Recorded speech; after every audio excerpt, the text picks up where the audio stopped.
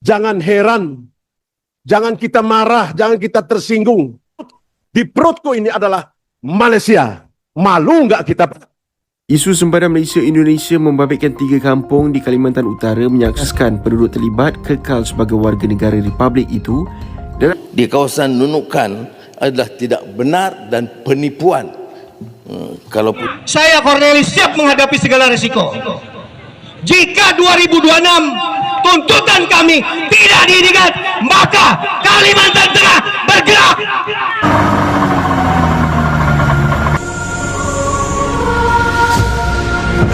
Karena jalan ini adalah jalan yang menuju ke daerah perbatasan, di mana ada manusia di sana, bukan kera. Ada manusia di sana. Jadi side Malaysia pula, segala tanda, segala ukur kawasan semua tu sempadan tertunggak ni dilaksanakan tanpa menggunakan prinsip balas membalas, pampas.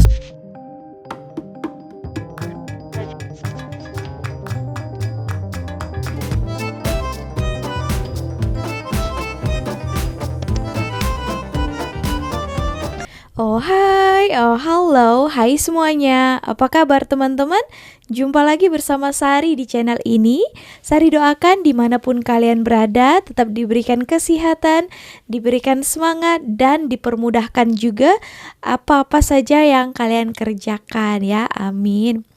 Oke teman-teman, sebelum kita mulai ke kontennya, mohon maaf sebelumnya suara Sari agak-agak serak-serak becet gitu ya, agak-agak batuk, ada sesema sikit, so mungkin suaranya tak begitu clear, so harap dimaklumin. Oke, terima kasih. Nah, di video kali ini kita akan membahas, di video sebelumnya Sari pernah ada membahaskan yang 3 kampung di Indonesia itu masuk ke Malaysia.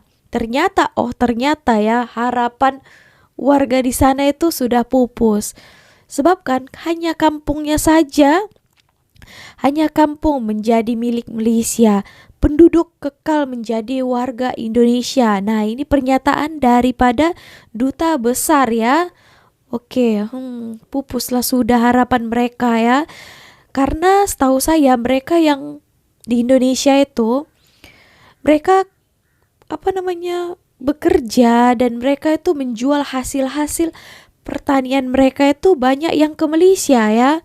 Nah, oke, tapi sangat disayangkan hanya kampungnya saja, so orangnya harus berpindah gitu ke. Oke, so nanti kita tonton videonya bagaimana. Nah, ada juga ya pernyataan pun saya ada tengok daripada warga perbatasan. Jangan tersinggung kalau kami bilang di dadaku Garuda, di perutku Malaysia. Nah, pernah itu heboh juga beritanya ya. Oke, so pastikan tonton video ini sampai akhir. Kita bahas satu persatu. Jom ya, kenyataan resmi. Sebab kan ini beritanya saya jumpa daripada rasmi. isu sempadan Malaysia-Indonesia membabitkan 3 kampung di Kalimantan Utara menyaksikan kerajaan Indonesia menegaskan penduduk terlibat kekal sebagai warga negara Republik itu dan akan dipindahkan ke penempatan baru. Penduduk terbabit dilaporkan hampir keseluruhannya sudah mengosongkan kampung dan berpindah sementara ke rumah ahli keluarga, manakala selebihnya dijangka berpindah dalam masa terdekat. Kerajaan Indonesia juga merancang pemberian pampasan dengan lokasi penempatan dan bentuk bantuan masih dalam perbincangan. Perubahan sempadan melibatkan 34 keluarga di Pulau Sebatik merangkumi 4.91 hektar kawasan kediaman dan 127 hektar ladang kelapa sawit yang kini diisytiharkan berada dalam wilayah Malaysia. Perundingan mengenai status kawasan ini telah berlangsung sejak sekian lama antara kedua-dua negara. Oke, so itu tadi ya isu sempadan Malaysia-Indonesia, penduduk di Kalimantan Utara milik Malaysia kekal menjadi rakyat Indonesia. So hanya wilayahnya saja, orang-orangnya pun sudah ada beberapa yang mengosongkan tempat itu. Nanti mungkin akan diberikan pampasan kan, dan mereka berpindah ke wilayah Indonesia yang lainnya karena itu sudah mau diurus oleh Malaysia ya. Mungkin nanti orang-orang di sekitaran sana yang daerah Malaysia akan mungkin berpindah sikit-sikit ke sana. Nah, tadi juga ada kelapa sawit di sana juga, mungkin mau diolah lagi nanti. Oke, pupus sudah lah ya. Padahal itu hari beritanya banyak juga ya, orang-orang Indonesia iri ya. Rasanya, kalian kenapa tak ajak-ajak mau masuk Malaysia?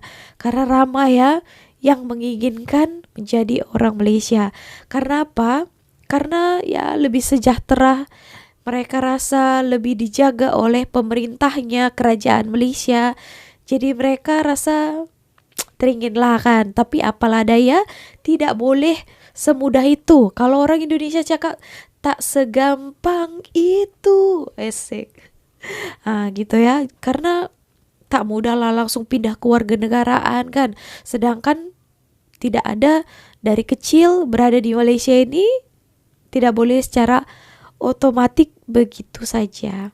Oke teman-teman, kita lanjut. Jangan heran, jangan kita marah, jangan kita tersinggung ketika orang perbatasan mengatakan begini. Di dadaku adalah Garuda, burung Garuda. Tapi di perutku ini adalah Malaysia. Malu nggak kita, Pak? Kalau kita ke Malaysia, terang benderang, Pak. Dari kampung saya itu, Pak, di perbatasan, yang ada berasnya, beras luar biasa, yang ada garamnya sangat luar biasa. Ya. Kalau kita ke Malaysia, itu terang benderang, Pak. Lampunya, enggak tahu saya dari mana mereka itu uang ya. Padahal SDA mereka nggak ada, Pak. Nggak sehebat Indonesia, jangankan Malaysia, Pak. Amerika pun nggak seperti kita ini, Pak. Mungkin Rusia lah. Sama dengan kita. Gubernur Kaltara sendiri yang ngomong, Zainal Arifin Paliwang. Beliau bilang, masyarakat di sana masih setia sama NKRI, tapi isi dapur mereka dari beras, gula, minyak, sampai sabun cuci piring, semuanya dari Malaysia. Coba lo tengok jalanan di Kalimantan Utara.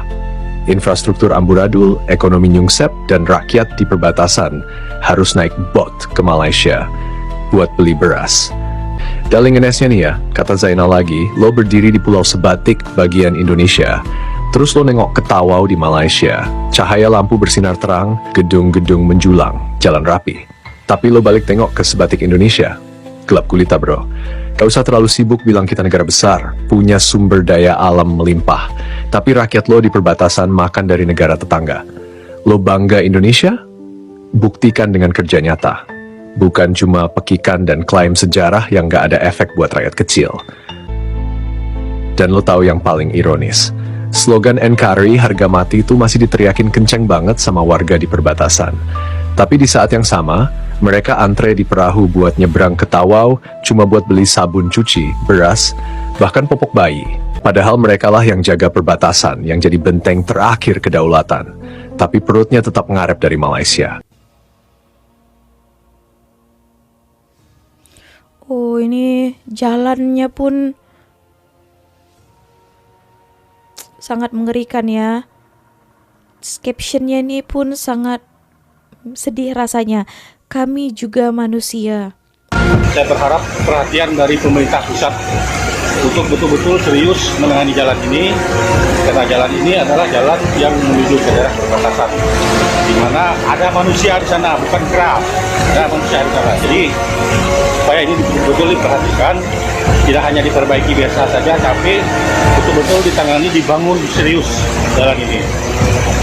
Anggaran yang ada di pusat itu tolong diperhatikan ke sini, jangan bangun di area Jawa, Sumatera saja, bangun daerah kami juga.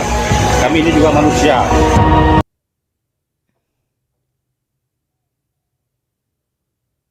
Kepada yang terhormat Bapak Presiden Republik Indonesia, Bapak Jenderal Haji Prabowo Subianto, izinkan saya untuk menyampaikan beberapa hal terkait dengan kebutuhan kami yang ada di perbatasan. Mewakili masyarakat Kalimantan Utara, masyarakat adat Apokayan yang berada di Kalimantan Utara, dengan ini memohon kepada Bapak Presiden untuk memperhatikan dan memprioritaskan pembangunan infrastruktur di wilayah perbatasan Apokayan yang kami cintai ini. Saya Cornelis siap menghadapi segala risiko. Jika 2026 tuntutan kami tidak diingat, maka Kalimantan Tengah bergerak. Jangan. silakan jemput saya. Karena saya menyuarakan ketidakadilan. Ketika pemerintah tidak adil, maka rakyat Kalimantan yang didukung oleh orang-orang Dayak ini akan bergerak melawan pemerintahan. Saya tidak takut mati. Usia saya sudah tua. Mau diambil, mau ditahan, mau dipenjara, tidak masalah. Saya katakan, saya maju bersendiri. Di belakang teman-teman akan mendukung. Saya membusuk di penjara, dianggap makar, tidak masalah. Saya berhadapan dengan kalian, sahabat-sahabat saya dari kepolisian. Tahun ini kepolisian dengan jargon bersama masyarakat, bersama rakyat. Tetapi kenyataannya, adakah kalian bersama rakyat? Teman-teman, nah itu jadi videonya ya. Pernah juga menjadi perdebatan. Ada banyak gubernur, wali kota di sana mengatakan ya karena susahnya kehidupan orang-orang sekitaran perbatasan itu kurang ada bantuan daripada pemerintah. Mereka itu macam diketepikan katanya. Dan ya mereka itu biasanya kerja sehari-hari pun ada yang menjual hasil tani mereka ataupun barang-barang yang mereka buat itu untuk dijual ke Malaysia ya. Nah, itulah seperti yang tadi katanya Garuda di dadanya, ya hatinya masih ada sebenarnya untuk Indonesia. Perutnya katanya di dadaku Garuda, di perutku Malaysia. Maksudnya yang kasih makan dia adalah Malaysia ya. Karena ya di sini mereka boleh menjual hasil-hasil barang yang mereka punya gitu. Sedangkan mungkin daripada pusat, pemerintah pusat kurang memerhatikan mereka yang di sekitar perbatasan kan. Nah gitu. Dan mereka katanya juga lebih murah harga-harga barang-barang yang mereka beli di Malaysia berbanding di Indonesia. Karena mereka itu untuk mencapai ke kota lagi, dengan tadi kita tengok jalan rayanya pun jalan sekitar itu pun naik kereta pun susah sekali. Tengok sampai rosak itu kereta. Itu tanah liat kan. Dia kalau apalagi kalau musim-musim hujan mesti tanahnya itu lembut. Jadi tak boleh dilalui ya. Nah, itulah yang membuat mungkin barang-barang daripada kota mau diantar ke perbatasan ini kan susah. Jadi ya otomatis harganya lebih mahal. Nah, itu kenapa mereka lebih memilih untuk belanja-belanja gitu di Malaysia. Oke teman-teman, nah itu tadi bagaimana tanggapan Anda? Tapi sayang sekali ya, tidak boleh juga walaupun wilayahnya sudah menjadi milik Malaysia, tapi orang-orangnya tetap menjadi orang Indonesia. Oke teman-teman, tetap semangat lah ya. Ya, itulah sudah ditakdirkan begitu ya. Kita harus terima, kena berusaha lebih keras lagi ya. Oke. So teman-teman, nah ada juga pernah beritanya saya tengok kan. Indonesia menyerahkan 3 kampungnya, tapi Malaysia ada dakwaan lagi ya. Di sini ada tanggapan daripada Perdana Menteri Malaysia. Dakwaan Malaysia serah 5.207 hektar tanah kepada Indonesia. Nah, ini suatu penipuan, kata Datuk Anwar ya. Oke, kita dengarkan. Dakwaan berkenaan Malaysia menyerah seluas 5,227. Jadi, tiga-tiga itu dimasuk ke Sabah. Dakwaan berkenaan Malaysia menyerah seluas 5,227 hektar kepada Indonesia sebagai pampasan bagi 3 buah kampung di kawasan Nunukan adalah tidak benar dan penipuan, kalaupun tidak niat jahat sama sekali. Jadi sebab itu kita harus terikat dengan perjanjian ya. Dan yang dapat diperhatikan, saya lihat itu di belah peta di belah bawah itu adalah kawasan yang dari awal sejak 1915 ditekankan dalam semua rekod kita menjelaskan ia tidak kita sahkan tapi tidak pernah kita tuntut sebagai milik Malaysia. Saya bawa balik Malaysia, jadi jom kita sama-sama tengok isu persempadanan antara Malaysia dan Indonesia yang melibatkan beberapa kampung tu. Pertama sekali kita kena faham isu ni dah lama bertakung, dia cuma timbul balik sebaik sahaja kita dapat tahu tentang 3 desa nunukan sebelah Kalimantan Utara tu yang dah masuk dalam wilayah Malaysia. Desa-desa tu adalah Kabung Galuh, Lepaga dan Tetagas. Tapi pihak Indonesia kata mereka dapat wilayah keluasan 5,207 hektar, convert ke kilometer persegi kena bahagi 10, tara saiz Putrajaya gitulah. Mereka letak konteks nak sokong pembangunan kawasan sempadan sebagai pengganti hutan. Cuma Malaysia nafi bab ni, katanya proses rundingan tu masih ongoing. Hari demi hari ditekankan dengan ketika video ni dibuat. Laporan ni paling latest. Rundingan masih berjalan sebab dari side Malaysia pula, segala tanda, segala ukur kawasan semua tu sempadan tertunggak ni dilaksanakan tanpa menggunakan prinsip balas membalas, pampasan dan untung rugi. Sempadan siapa milik siapa akan jadi hak sesiapa tu. Sementara ada grey area kat situ, kita bincang sikit isu ni apa sebenarnya. Nak faham ni kena fokus kat definisi sempadan tertunggak tu. Bahasa Inggerisnya adalah Outstanding Boundary Problem. Dah nama outstanding, dah nama tertunggak, erti masalah ni dah lama lah. It all began pada tahun 1891 waktu British dan Belanda mencapai kata sepakat iaitu Anglo-Dutch Convention. Ini bukan Anglo-Dutch Treaty yang belah Johor, Pahang, Singapura dan Sumatera tu. Yang tu 1824. Yang ni Anglo-Dutch Convention 1891 yang senang kata sambungan bergenerasi selepas yang tu, tapi melibatkan Borneo. Ditandatangani pada 20 Jun sama macam 1824 tu. 1891 ni membahagikan Borneo ikut zon kuasa yang termasuk hak navigasi dan sumber alam. Agreement ni ditambah baik pada tahun 1915. Walau bagaimanapun, sempadan zaman tu ditentukan ikut ciri-ciri alam yang secara semula jadilah, seperti sungai ataupun bukit. Kalau ada peta pun sekadar lakaran je. Kalau ada pernyataan ataupun gambaran, sekadar tulisan. Tak guna koordinat yang lebih moden dan lebih tepat. Waktu tu maybe tak ada masalah. Dalam kajian ni pun cakap the best mapping of its time. Saya kena tambah satu hakikat, penjajah tak peduli.